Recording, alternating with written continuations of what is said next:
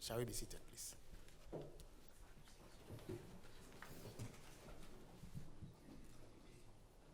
Good afternoon, ladies and gentlemen. Guten Tag, meine Damen und Herren von den The two Medien. presidents have just finished Die zwei Präsidenten haben bilateral soeben ihre discussions bilateralen Gespräche which beendet. touched on a broad range of issues that relate Sie to haben sich mit einer the ganzen very Reihe von Themen cordial befasst, relationship die sich that exists between Ghana and Germany. beziehen auf die enge At this freundschaftliche stage, Beziehung we would like to zwischen invite Deutschland you und Ghana. to pay attention as the two Wir presidents bitten jetzt um Ihre give us a briefing Aufmerksamkeit für on zwei what has been kurze discussed this morning. Statements We zu dem start Thema, with the mit host, dem His die heute Excellency diskutiert wurden. President John Zunächst der Mahama Gastgeber, of the der Republic of Ghana. Präsident Mr. der Republik President, the floor Ghana. is yours. Sie haben das Wort. Thank you very much, and good afternoon, Vielen ladies and Dank. gentlemen. Guten Tag, meine Damen und Herren. It is with great pleasure and Es deep ist mir eine appreciation große that I Freude und ich bin stand auch sehr before you dankbar dafür, alongside dass His ich heute hier Excellency vor Ihnen stehe an der Frank Seite Walter seiner Steinmeier, Exzellenz Frank President Walter of the Federal Steinmeier, dem Republic of Germany, Präsidenten der at the Bundesrepublik conclusion Deutschland. of our bilateral discussions as part of his 3-day state visit to Ghana. This visit marks a significant milestone in the long-standing and exemplary relations between our two nations and reflects our shared commitment to deepening cooperation, friendship, and solidarity for the mutual benefit of our people. Our relationship spans several centuries, and since the formal establishment of diplomatic relations in 1957, year of Ghana's independence, it has grown steadily and significantly. Germany has remained a steadfast and reliable partner supporting Ghana's development through technical and financial cooperation in key sectors such as health, education, vocational and technical training, renewable energy, good governance, and peacekeeping. These interventions have contributed immensely to our institutional development, youth empowerment, and sustainable growth. During our extensive bilateral discussions this morning, President Steinmeier and I reviewed the current state of Ghana-Germany relations with great satisfaction, and we identified new and expanded pathways for our collaboration. We reaffirmed the strong bonds of friendship between our two countries, and these bonds are rooted in mutual respect, shared democratic values, human rights, the rule of law, and a common vision for peace, prosperity, and sustainable development. I briefed President Steinmeier thoroughly on Ghana's current economic situation and our Resetting Ghana agenda, which aims to restore macroeconomic stability, foster inclusive and sustainable growth, and tackle corruption, improve public financial management, and rebuild investor confidence in our economy. And I'm pleased to report that we're making tangible progress on this agenda, and the early signs are promising. I reaffirmed Ghana's strong dedication to creating an enabling environment to attract more German private sector investment, particularly within the framework of the African Continental Free Trade Area, which is headquartered here in Accra. The African Continental Free Trade Area offers unparalleled opportunities for German and other businesses to enter a market of over 1.3 billion population across the continent, with Ghana positioned as the strategic gateway and partner. Our discussions also focused on Germany's forward-looking Africa strategy under the Federal Ministry of Economic Cooperation and Development, which prioritizes sustainability, decent employment, gender equality, climate resilience, and peace and security. We've identified specific opportunities for stronger collaboration in renewable energy, green industrialization, digital transformation, and skills development. These sectors are crucial to Ghana's future, and they align with global sustainability objectives. I especially welcome the ongoing productive cooperation between Ghana's Ministry of Labor, Jobs and Employment, and several leading German companies to strengthen technical and vocational education and training for our young people. Both sides expressed optimism about the upcoming agreement on labor mobility, which will enable safe, respectful, and well-structured employment opportunities for young Ghanaian professionals in Germany while addressing skills shortages in key German sectors. Ladies and gentlemen, on regional and international topics, President Steinmeier and I had open and constructive discussions on peace and security in West Africa, particularly regarding the growing threats of terrorism, violent extremism, and political instability in the Sahel region. I briefed the President on Ghana's proactive diplomatic engagement to foster dialogue and rebuild trust and strengthen cooperation amongst our neighbors, including my recent appointment of a special envoy to the Alliance of Sahelian States to promote regional stability, cohesion, and integration. I wish to commend Germany's steadfast and principled support for regional peace and development in our sub-region. We also reviewed our strong cooperation in international peacekeeping. Ghana sincerely appreciates Germany's leadership in hosting the 2025 United Nations Peacekeeping Ministerial in Berlin, which promoted key reforms in global peacekeeping operations. Ghana, which had the honor of hosting the 2023 edition in Accra, looks forward to further collaboration to build institutional capacities, conduct joint training exercises, and leverage technology and innovation to address the emerging threats, including cyber insecurity and climate-related conflicts. Ghana is deeply concerned about recent actions that jeopardize the rule-based international order, especially the global trade system that has supported decades of prosperity and development around the world. The dismantling of established multilateral frameworks and the rise of unilateral protectionism threaten to plunge the world into economic instability, greater inequality, and conflict. I invite Germany to share Ghana's strong commitment to multilateralism, the United Nations system, the World Trade Organization, and international law. We urge all nations to resist the lure of economic nationalism and to collaborate in reforming, not dismantling, the institutions that unite us as a globe. The challenges of our era, climate change, pandemics, terrorism, migration, and poverty cannot be tackled by any one nation alone. They require our collective action, dialogue, and compromises. Regarding Africa's representation in global governance, Ghana continues its long-standing and legitimate demand for Africa's permanent seat on the United Nations Security Council. Africa, with 54 countries and over 1.4 billion people, remains the only inhabited continent in this world without a permanent representation on the world's most influential decision-making body. This historical injustice must be corrected. The African Union's Ezulwini Consensus and the CERT Declaration clearly express Africa's stance. The continent demands at least 2 permanent seats. with veto power, along with additional non-permanent seats.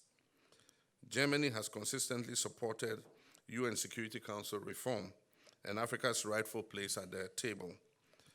I wish to commend President Steinmeier and the German government for this principled stand, and Ghana calls on all nations to move beyond rhetoric and take action to make the Security Council more representative, democratic, and legitimate. Ladies and gentlemen, the visit of President Steinmeier has been substantive and deeply symbolic. It reaffirms our shared aspirations for a renewed and elevated partnership between our countries. This is not just a partnership of governments, but increasingly one involving our private sector, civil society groups, youth researchers, and cultural institutions. The obstacles we face are significant, but so is our resolve and determination. In President Steinmeier, Ghana has found not just a partner, but a friend who recognizes that Africa's development is crucial to global peace and prosperity, and that genuine partnership must be based on equality, mutual respect, and shared benefits. On behalf of the government and people of Ghana, I extend our heartfelt appreciation and warmest gratitude to His Excellency Steinmeier, to his distinguished delegation, and the people of the Federal Republic of Germany for the honor of this visit and for Germany's enduring friendship and solidarity with Ghana and Africa. I wish President Steinmeier and his delegation safe travels as they continue their visit, including engagements with young IT specialists in Accra and a visit to our Ashanti region tomorrow. May God bless Ghana, may God bless Germany, may God bless the partnership between our... They say there's no free lunch. And so myself and President Steinmeier have to pay for our lunch by speaking. So let's get that part over. We pay for the lunch, and then after that, we can enjoy the music and the food.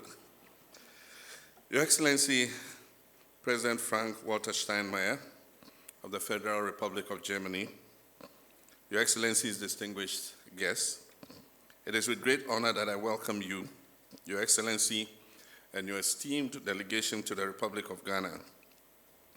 We feel truly honored to host you at this state luncheon, which celebrates your second presidential visit to our country. This visit and our discussions reflect the strength and vitality of our bilateral friendship. Your presence in Ghana comes at a critical moment in global affairs, a time that calls for renewed solidarity, innovative partnerships, and a shared determination to build a world that is more just, more sustainable, and more resilient.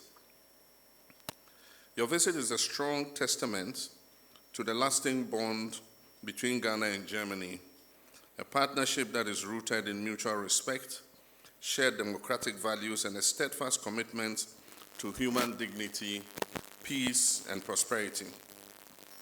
Since our two countries established diplomatic relations in 1957, our nations have fostered a relationship founded on trust, solidarity, and meaningful cooperation. Over nearly 7 decades, this partnership has matured into one of genuine substance and lasting impact. Germany has indeed been a steadfast and invaluable partner in Ghana's development journey. Your contributions to our infrastructure, education, renewable energy, vocational and technical training, good governance, and institutional reform have left an indelible mark on our nation's socio-economic landscape.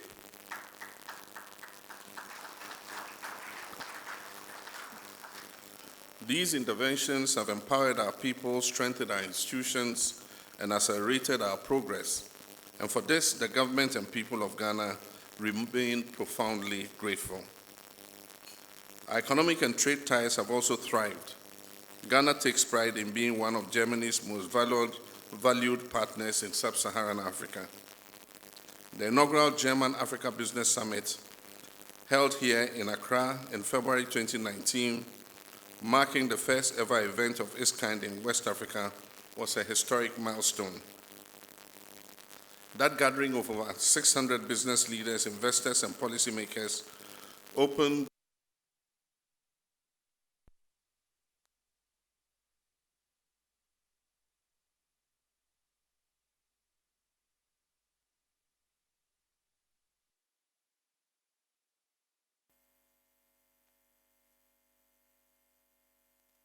presidency. This platform offers a crucial opportunity to strengthen industrial partnerships, speed up technology transfer, and encourage investment in sectors that are vital to our shared prosperity. And these include the areas of digitalization, green energy, advanced manufacturing and engineering, agribusiness, and digitalization. We have followed Germany's progressive skilled immigration law reforms that were introduced in 2023 with keen interest, which seek to attract skilled professionals from beyond the European Union. We commend this bold and forward-looking initiative. It aligns remarkably well with Ghana's own labor export program, which aims to establish legal, safe, and mutually beneficial pathways for skilled Ghanaian workers to engage in the global labor market. It will simultaneously support national development through remittances back home, skills transfer, and engagement with the Ghanaian diaspora. Together, we can tackle critical skills shortages in Germany while creating meaningful employment opportunities and fostering technical expertise amongst Ghana's vibrant youthful population. This exemplifies the true nature of a win-win partnership. At the domestic level, Your Excellency, I'm proud to report that Ghana has made significant progress in economic stabilization and structural reforms. Through sustained fiscal discipline, bold energy sector reforms, industrial modernization, and agricultural mechanization, we've restored confidence in our economy and laid a solid foundation for inclusive and sustainable growth. Today, the Ghanaian cedi, our domestic currency, is one of the best performing currencies worldwide. Inflation has fallen sharply from 23.8% in December 2024 to roughly 9.4% as of September 2025.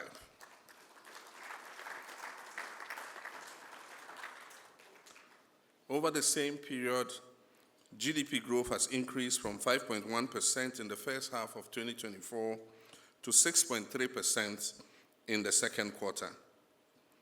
These achievements send a clear and unambiguous message to our international partners and investors, as I stated at my inauguration, that Ghana is ready and open for business again.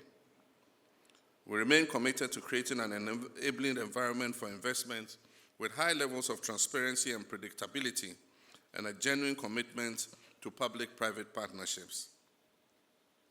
Your Excellency, our cooperation with Germany in critical areas such as economy, initiatives, e-waste management, industrialization, digital skills development, vocational training, and labor mobility continues to yield tangible and positive outcomes. We're keen to deepen these partnerships further, especially in the area of renewable energy, solar, climate resilience, green hydrogen production, and sustainable manufacturing. The climate crisis knows no borders, and neither should our collective response know any borders.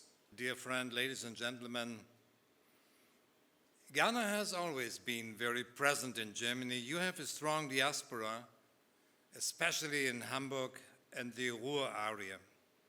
Your countrymen and women, many of them citizens of Ghanaian descent by now, have left impressive footprints in German academia, in the cultural space, and in German football stadiums. You might have noticed I have invited Gerald Asamoah to be guest in my delegation.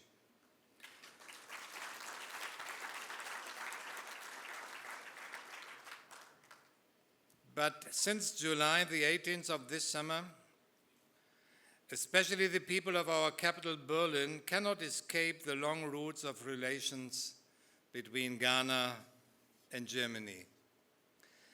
One of the most frequented streets in central Berlin, your ambassador will confirm that, just around the corner of the Foreign Office, has just been renamed after Anton Wilhelm Amo. Amo was the first philosopher of African descent teaching at German universities. Born in Axim in 1701, he was brought to Europe on a ship of the Dutch West Indian Company and somehow ended up at the court of Brunswick in Lower Saxony. He became a member of the court, later studied and taught philosophy and law at the universities of Halle, of Wittenberg, later also in Jena. Amo made an impressive academic career. He wrote a doctoral thesis on the relation of body and soul. And who had thought that in the early 18th century, a legal essay on the status of Africans in Europe. He contributed to the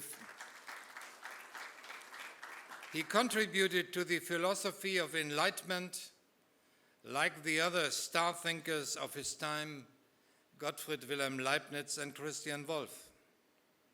And yet, after some decades of academic work, in 1746, Amo lost some important supporters of his work and returned to the Gold Coast.